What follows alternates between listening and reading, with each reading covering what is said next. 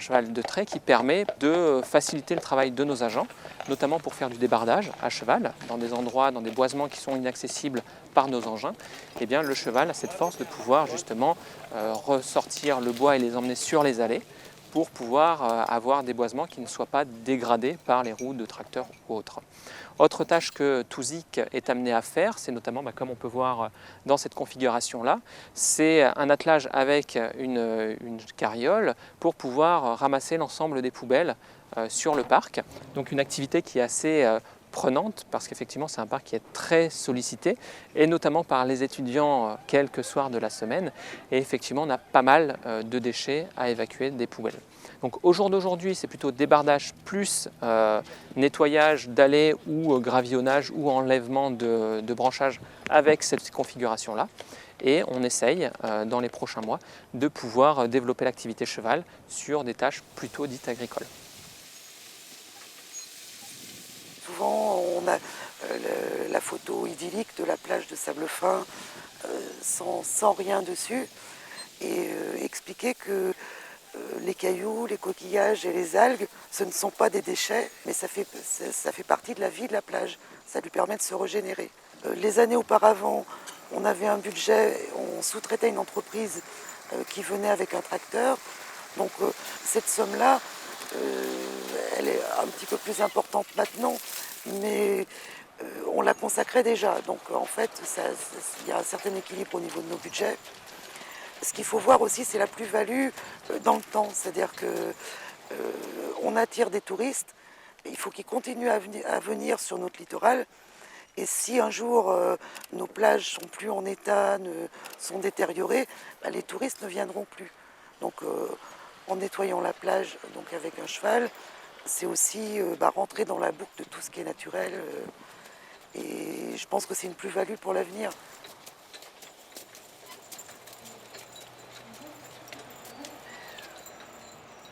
C'est donc une activité équitation adaptée. Donc c'est les enfants du centre Railroux qui bénéficient de cette activité-là.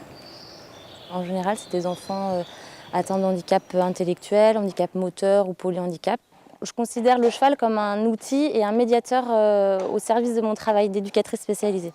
Donc c'est par le cheval et par l'intermédiaire du cheval que je vais travailler des choses basiques que l'enfant pourrait travailler ailleurs sur d'autres moments et qu'il le fait avec d'autres professionnels, mais de façon différente et plus ludique. Donc l'enfant peut travailler en se faisant plaisir à cheval. Donc c'est dans ces termes-là qu'on parle de médiation, parce que le cheval participe aussi à ces apprentissages, et d'être bercé, porté par le corps doux et chaud du cheval, ça peut rappeler des sensations archaïques qu'on avait dans le ventre de notre maman. Et donc c'est vrai que c'est propice à la détente et à la relaxation.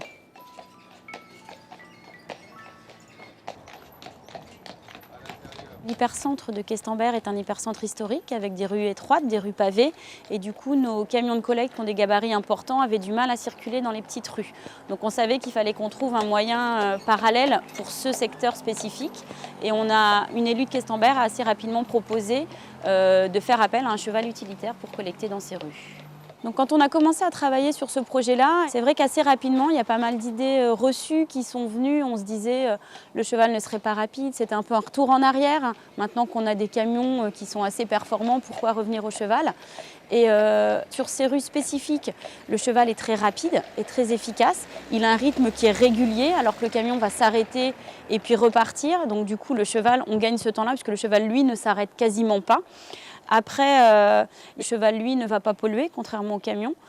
Dans les secteurs urbains, le camion va être obligé de s'arrêter. Puisqu'il ne peut pas circuler, il doit s'arrêter et attendre qu'on amène les sacs jusqu'au camion. Du coup, ça va dépenser beaucoup de carburant. Ça va être aussi très bruyant, puisque le camion a un système de pelle mécanique qui est forcément très bruyant, que le cheval n'a pas. Le bruit du cheval, c'est le bruit du sabot. Et le sabot, c'est plutôt un bruit agréable et que les gens aiment entendre. Donc on avait fait des mesures acoustiques aussi dès le départ pour essayer de comparer un petit peu.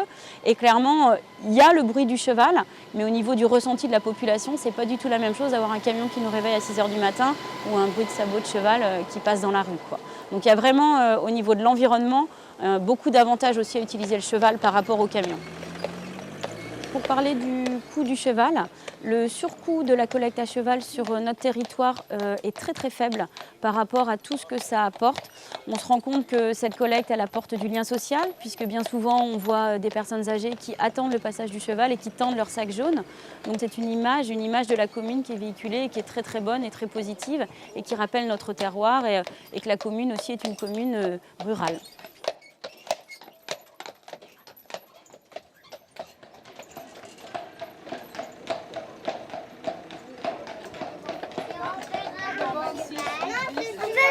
En fait, ce qu'il y a de drôle dans la calèche, c'est qu'il n'y a pas de moteur et tout, et qu'il n'y a qu'un cheval. J'aime bien manger à la cantine et j'aime bien être sur les chevals. J'aime bien être ici. Quand on voit les enfants qui, il y a la calèche, ils restent à manger à la cantine. Il n'y a pas la calèche, il y a 20% d'élèves en moins. C'est un signe assez productif et ça a une certaine valeur. Après, qu'est-ce que nous coûte vraiment, véritablement le cheval? Il nous coûte quoi? Il nous coûte le pâturage, on l'a dans les communes, il existe. De deux, il nous faut du foin par chevaux, c'est 10-15 valeurs de foin. Donc c'est vraiment raisonnable. Et après, c'est l'intervention du vétérinaire 3-4 fois dans l'année pour des soins, parce qu'on est tenu et on se doit d'avoir soin du cheval, et le maréchal ferrant qui va passer 2 ou 3 fois aussi sur l'année pour faire le ferrage du cheval. Après, c'est aussi une volonté. Une volonté parce que il est vrai que j'ai le tracteur ou j'ai la tondeuse qui rentre dans l'atelier, je coupe le moteur, ça y est, je suis tranquille. Après, quand j'ai le cheval qui est dans un pré, il a un comportement comme un individu. Et par contre, il faut être passionné, il y a un réel bonheur, il y a un réel plaisir. Ce n'est pas quelque chose où il faut avoir peur, au contraire. Il faut voir tous les atouts que cela peut apporter à sa commune et regarder les côtés positifs et non pas les contraintes que l'on peut avoir derrière. Et si on regarde les côtés positifs, la commune, on l'entraîne naturellement derrière soi et c'est le véritable bonheur. Aujourd'hui, je ne me verrai pas maire de la Chapelle sans cheval.